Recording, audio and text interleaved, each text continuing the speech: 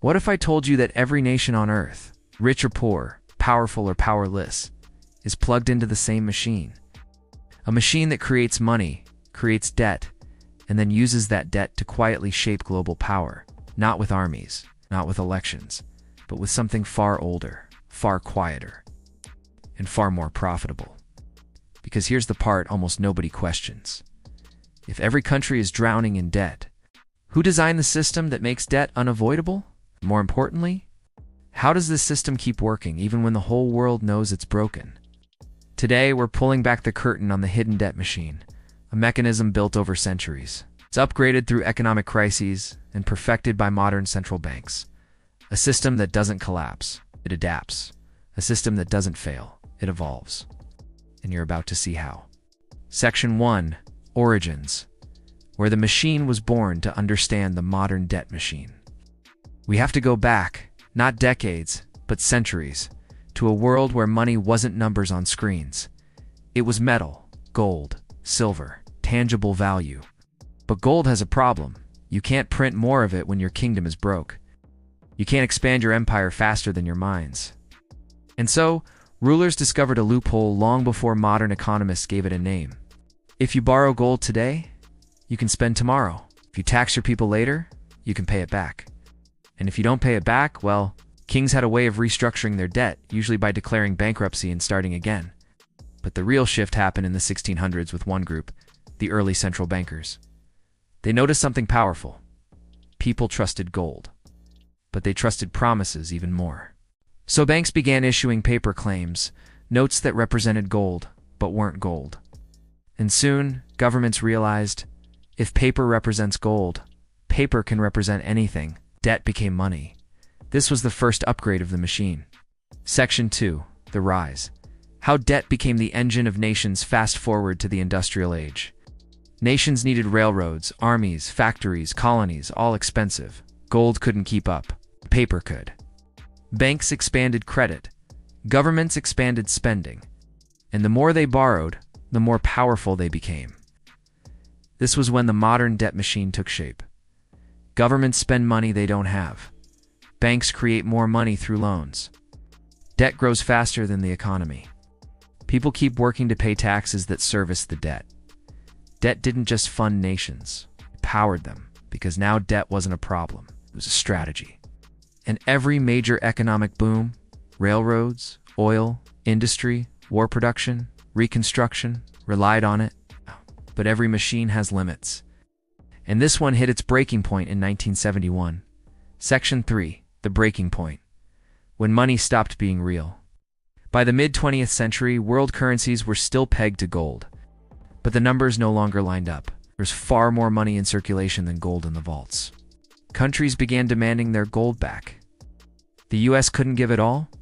So in August 1971, President Richard Nixon made a decision that changed global finance forever. He severed the link between money and gold. Overnight, money became just money, a concept, a promise. A number backed not by gold, but by government decree fiat. This was the final evolution of the debt machine, because without gold limits, governments could borrow endlessly. Banks could create credit endlessly. Debt could rise forever, and it did. Every decade after 1971, world debt accelerated like a rocket. Debt was no longer a tool. It was the foundation. Section 4. Fallout. What happens when a machine runs too fast once money was untethered from gold? Something predictable happened. Debt grew faster than income. Prices rose faster than wages. Economies relied on borrowing to survive. By the 1990s, nations weren't reducing debt, they were refinancing it. By the 2000s, consumers began relying on credit just to maintain lifestyle. By the 2010s, governments used debt to stabilize markets after every crisis. Today, global debt is more than $300 trillion, over 3 times global GDP. But here's the twist. Despite record debt, the machine hasn't crashed, because it doesn't need to. It simply needs people and countries to keep borrowing. Section 5. Failed fixes. Why the system can't be repaired. Every proposed solution over the last 50 years has failed. Why? Because solutions threaten the very system that keeps the global economy alive. Attempt 1. Austerity cut spending. Raise taxes. Result. Economies shrink. Unemployment rises. Debt to GDP worsens. Attempt to money printing quantitative easing.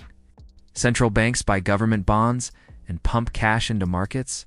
Result, asset prices rise, but so does inequality. Debt still grows. Attempt 3. Negative interest rates make borrowing cheaper than saving.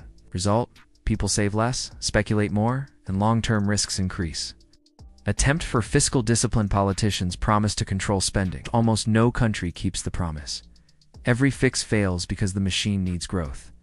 And growth today requires more debt, not less. Section 6. Modern parallels. Patterns that repeat. Look at today's world. The US adds $1 trillion of debt every 100 days. Japan's debt is over 250% of GDP. China built entire cities using credit expansion. Europe relies on the ECB to stabilize bond markets. Developing nations take loans just to pay interest on old loans. Different countries, different economies, same machine. Debt gives money. Money gives growth. Growth gives more debt. Break the cycle. The system collapses. Continue the cycle. The system becomes increasingly fragile. This is the paradox. Debt keeps nations alive, but also keeps them trapped. Section 7. Takeaways plus warning plus call to action. 3 key takeaways. 1. Debt is not an accident. It's the operating system of modern economies. Nations, banks, businesses, consumers all rely on borrowing to function. 2. The system survives not because it's stable, but because there's no alternative yet. Every crisis is handled with the same tool: more debt. 3. Wealth flows to those who understand the machine, not those controlled by it.